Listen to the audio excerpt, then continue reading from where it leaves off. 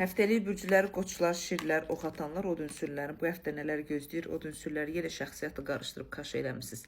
Birinci qoçlardan başlayanda qoçlar o yatmış vəziyyətiniz, o belə deyim də daxili təkliyiniz var. O daxili təkliyinizdən qoçlar çıxmağı bacaracaqsınız. Sosiallığınızı artıracaqsınız, özünüzü pul, maddiyyata doğru hər şey ədalətli şəkildə aparmağa çalışacağınız və addımlarınızı sağlam formada aparacağınız zamanda olacaqsınız.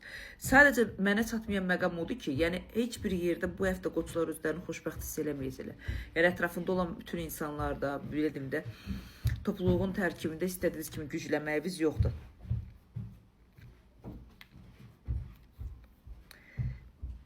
Şansınız var, maddiyyatınız var, beyin daxili belə deyim də boşluqlarınız çoxdur.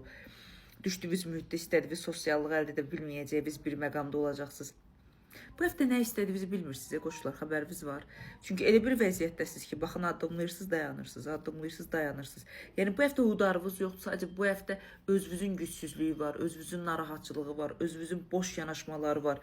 Hər şey sanki bu həftə sizin üçün boş olacağını düşünürsünüz və yarımsıq addımlarla gələcək həftələrə doğru da belə enerji ilə gedəcəksiniz. Bu enerji düşkünlüyüdür, bu udarlar və yaxud da böyük bir narahatsızlıq səbəbi deyil. Əksinə çox gözəl şansınız var ki, pulla, maddiyyatla bağlı, hədiyyələrlə bağlı özünüzü aktivləşdirə bilərsiniz. Sadəcə insanların sizi baxış olaraq, hərəkət olaraq sıxdığını düşünəcəksiniz və özünüzü gücləndirə bilməyəcəksiniz, qoçlar. Şirlər. Heç biri gözləmirdim. Şirlər bu həftə ruhsal enerjinizi kimdəsə, haradasa axtaracaqsınız. Hər zaman özünüz ruhsal enerjinizi gücləndirməyə balans edən insanlar.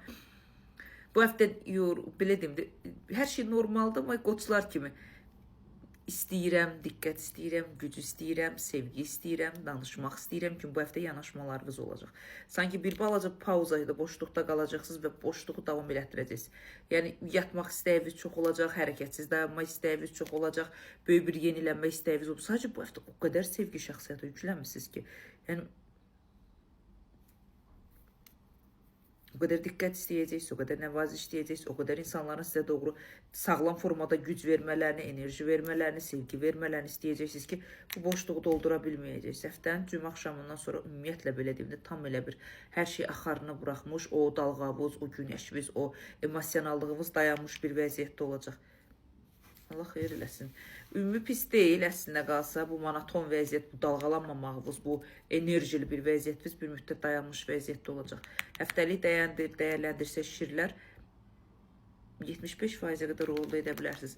Qoçların həftəsini dəyərləndirsə şirlərdən daha şanslıdırlar, 78%-ə qədər ola bilər. Amma həftənin uğurlularından biri də ox atanlar sizsiniz. Ox atanlar bu həftə sərtliyiniz, maddi sağlığınız, pul maddiyyatla bağlı şanslarınız, kral və kraliça kimi özünüzü istək və idarəvizə doğru gücləndirməyiniz və bu həftənin uğurlularından məncə birisiniz. Çünki həftəvizi 87-86%-ə qədər uğurlu edə biləcək gücünüz var, potensialınız var, emosionallığınız var, şansınız var, məntiqiniz var, hər şey var. Yəni yeni bir tanışlığa doğru belə yeni yol aça bilərsiniz. Düzdür, uzun müddətli tanışlıq deyil, ox atanlar.